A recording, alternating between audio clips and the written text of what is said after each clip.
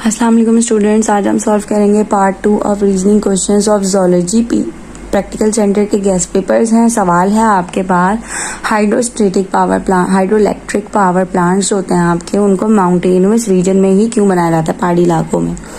तो आपका जवाब ये है कि जो एसेंशियल कंडीशंस होती हैं, यानी जो कंडीशंस रिक्वायर्ड होती हैं हाइड्रोइलेक्ट्रिक पावर के लिए, यानी जो हम पानी से इलेक्ट्रिसिटी प्रोड्यूस कर रहे होते हैं, उसमें ये चीज़ रिक्वायर होती है कि आपका जो भले ही कम क्वांटिटी ऑफ वाटर हो लेकिन वो मैक्सिमम हाइट से गिर रहा हो, ठीक है, फॉलिंग अ ग्रेट डिस्टेंस, यानी बहुत ज़्यादा ऊंचाई से गिर रहा हो। तो उसी की वजह से नॉर्मली बहुत ज़्यादा पहाड़ी इलाकों में ये प्लांट्स लगाए जाते हैं, हाइड्रोइलेक्ट्रिक प्लांट्स, ठीक है। नेक्स्ट आपके पास क्वेश्चन आ जाता है कि the analysis of composition of urine is an important medical procedure in diagnosis. कह रहे हैं कि आप जो है यूरिन के कंपोनेंट्स को इतना ज़्यादा एनालाइज क्यों कर रहे होते हैं, चेक क्यों कर रहे होते हैं किसी भी चीज़ के डायग्नोसिस में, तो इसकी इंपॉर्टेंस बतानी है। तो देखिए इंपॉर्टेंस इसकी ये है कि जब हम मतलब यूरिन के कंपोनेंट्स को देख के बहुत सी बीमारियों की डायग्नोसिस कर सकते हैं। बहुत से मेटाबॉलिक डिसऑर्डर्स होते हैं जिन्हें हम पता कर सकते हैं जस्ट यूरिन टेस्ट करवा के।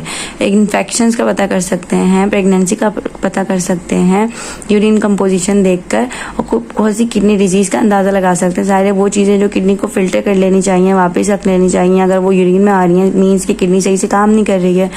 और एक और एग्जाम्पल है इसकी कि अगर आपका ग्लूकोज अपेयर हो रहा है यूरिन में, बहुत ज़्यादा ग्लूकोज आ रहा है, तो उसका मतलब है कि मे बी आपको डायबिटीज़ हो, ठीक है, क्योंकि डायबिटीज़ की कंडीशन में आपके यूरिन में ग्लूकोज आना स्टार्ट हो जाता है।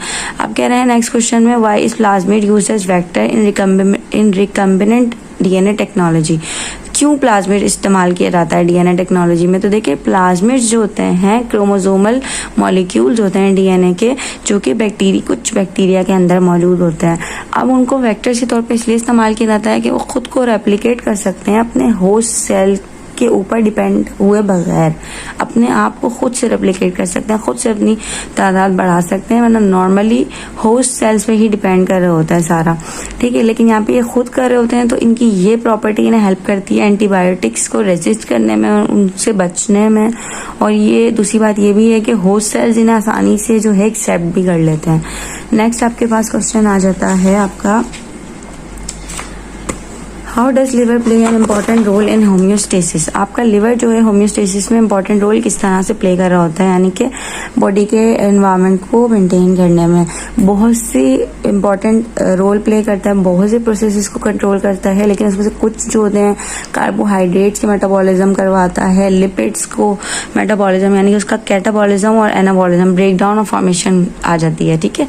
डीएमाइनेशन करवाता है, यूरिया बनाता है, बाइल प्रोड्यूस करवा रहा होता है, डिटॉक्सिफिकेशन कराता है। बहुत सी ड्रग्स जो हार्मफुल केमिकल्स हमारी बॉडी के लिए नुकसानदेह होते हैं उनको एक तरह से ख़त्म कर रहा होता है, डिस्ट्रॉय कर रहा होता है, कोलेस्ट्रॉल बना रहा होता है, थर्मो रेगुलेशन में भी हेल्प कर रहा होता है, यानी टेम्परेचर को भी मेंटेन करा रहा होता है।